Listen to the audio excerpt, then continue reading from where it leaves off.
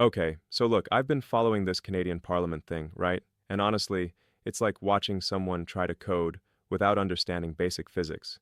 It's just going to crash. But today was something special. Today was when the laws of political dynamics actually worked in a way that made sense. Mark Carney shows up, and Pierre Poilievre just implodes.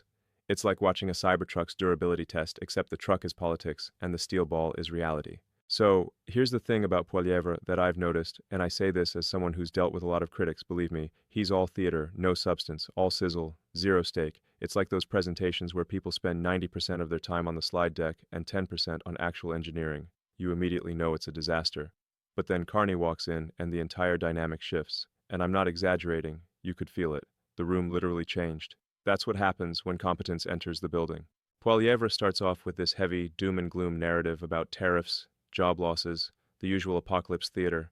And look, tariffs are actually a real thing. I understand them pretty well from the manufacturing side. But what's insane is that he's making it sound like Canada has the highest tariffs in the world when the data literally shows the opposite. Canada has the lowest tariffs of any major economy. 85% of their goods have zero tariffs. That's actually incredible policy, and nobody's talking about it because they're too busy watching the circus. Then Carney responds, and this is where it gets interesting, with calm, controlled authority. Not aggression, not defensiveness, just facts. He's like, yeah, we have sectors under pressure, autos, steel, lumber, aluminum, but we're acting on it. Simple, direct, truthful. That's the difference between someone who actually understands how to govern and someone who just wants to win the argument on social media. But here's where it really gets fascinating from a human behavior perspective. Poilievre thinks he's found a trap, right? He brings back this who cares line that Carney had used before, thinking he's going to weaponize it. Classic political playbook. Find the gotcha, repeat it, hope people get mad. But what Carney does next is actually remarkable. He doesn't dodge. He doesn't deflect. He doesn't hire some PR team to spin it. He just owns it completely. He says it was a poor choice of words on a serious issue, and he admits it directly. And I'm sitting here thinking, this is literally what nobody does anymore. This is like if someone pointed out a flaw in my design, and I just said, you're right, that's a flaw, here's how we fix it. People would lose their minds. They'd probably think it was a marketing trick. But Carney just does it because it's the right thing. And honestly, that move alone shows the entire difference in character. Poilievre has literally never admitted he was wrong about anything, even when he was objectively wrong, like falsely accusing the RCMP of dishonesty. Never apologized, never admitted the mistake. And Carney just does it in the middle of a heated debate. The House erupts. Like, this is the moment where you realize democracy might actually work sometimes. So Poilievre, embarrassed because his entire strategy just got dismantled by basic honesty, decides to try again. He doubles down. He repeats the talking points louder, like volume somehow equals accuracy. He brings up all the tariff stuff again, the who cares line again, trying to drag Carney back into the mud, and it just doesn't work. Because Carney has shifted the entire tone of the conversation. Poilievre sounds rehearsed now. He sounds like a bot. Carney sounds real because he actually is real. Carney fires back with actual facts and strategy. He talks about the $1 trillion growth blueprint, the budget that the opposition voted against. By the way, that's wild that they voted against their own country's growth plan, and the specific steps being taken to protect Canadian workers. This is where you see the difference between having a policy and having a slogan. Poilievre's got slogans. Carney's got substance. It's not even close at this point. And I want to emphasize this because it's important. In my experience running companies, when you have two people in a room and one of them has actual data and strategy while the other has talking points, the person with talking points loses. Every single time. It doesn't matter how charismatic they are. Facts are like the laws of physics. They don't care about your feelings or your media team. They just are what they are. Poilievre tries one more angle that I found particularly desperate. He starts bringing up this Brookfield stuff, throwing out accusations, trying to imply personal gain, trying to connect Carney to anything that sounds dramatic enough to make headlines. And I'm watching this thinking, this is what happens when you've completely run out of legitimate arguments. You start throwing spaghetti at the wall, hoping something sticks. The connections he's trying to make aren't just weak, they're basically non-existent. It's like trying to explain why a car doesn't work by talking about the color of the paint. Completely disconnected from reality. Then Carney reveals that the UAE has committed $70 billion in investments into Canada. And look, I know what $70 billion looks like. That's a massive amount of capital confidence in a country. That's real economic momentum. That's not spin.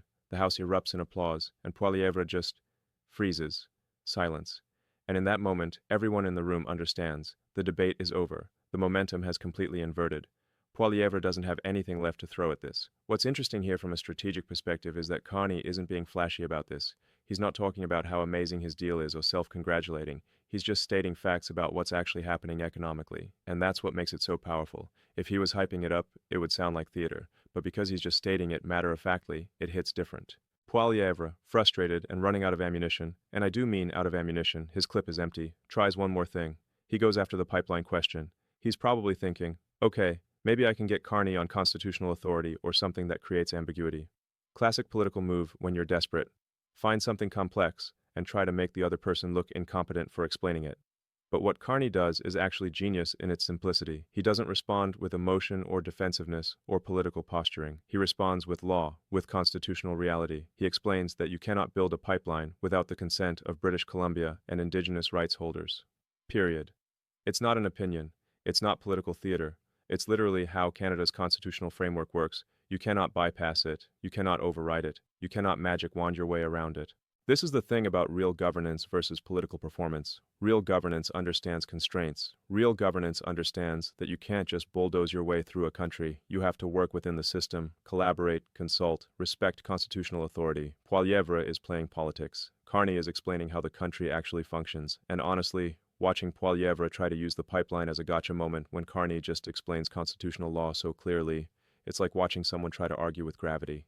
You can complain about gravity all day, but that doesn't change the fact that gravity exists and it's going to keep working whether you like it or not. By the time Carney finishes, the debate is completely over.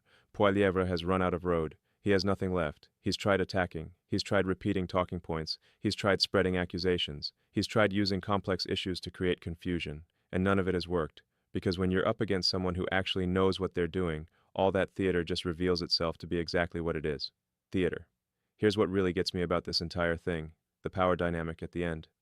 Poilievre keeps trying to provoke Carney after his pipeline answer, keeps trying to get another reaction, trying to extend the debate, and Carney just turns away, doesn't engage, doesn't acknowledge him, just ignores him completely.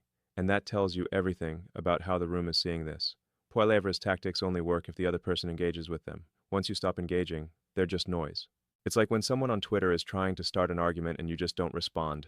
That's when they really lose it, because the entire fuel for their strategy is the engagement. Without it, they've got nothing. Carney understands this intuitively. He's not going to waste his energy on someone who's clearly out of substantive arguments. So, what's the actual takeaway here? Because I think this is important beyond just watching a political debate. In any competition, whether it's business, technology, politics, whatever, there are fundamentally two types of people. There are people who understand the underlying principles and can adapt to changing circumstances while maintaining integrity.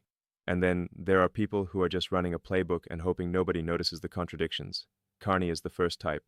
Poilievre is the second type. When you're first type and you're competing against second type, it shouldn't even be a fight. And it wasn't. Carney didn't just win the debate, he won the room's respect. He showed what competent leadership actually looks like by comparison to what's trying to attack it. The thing that stood out the most to me was Carney admitting the "who cares" comment was a poor choice of words. In the world of politics, that's almost revolutionary. Everyone's always trying to defend their mistakes, rationalize them, explain them away. Carney just said, "Yeah, that wasn't my best moment."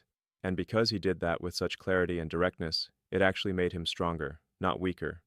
Poilievre could have learned from that moment, but instead he doubled down on his playbook, which is probably why he ran out of arguments so quickly. I've had to deal with a lot of criticism over the years. Trust me, there's plenty of legitimate criticism of what I do and how I do it. And the thing I've found is that when someone makes a solid point, the smartest move is to acknowledge it, learn from it, and move forward. When you try to fight every criticism, when you try to win every argument, when you're more focused on appearing right than actually being right, that's when you lose. Because people can sense the inauthenticity. They can sense when you're performing versus when you're being genuine. Carney gets that. Poilievre apparently doesn't. So here we are. One debate. One afternoon in Parliament. And it perfectly encapsulates the difference between someone who understands how to actually get things done and someone who's just interested in winning the news cycle.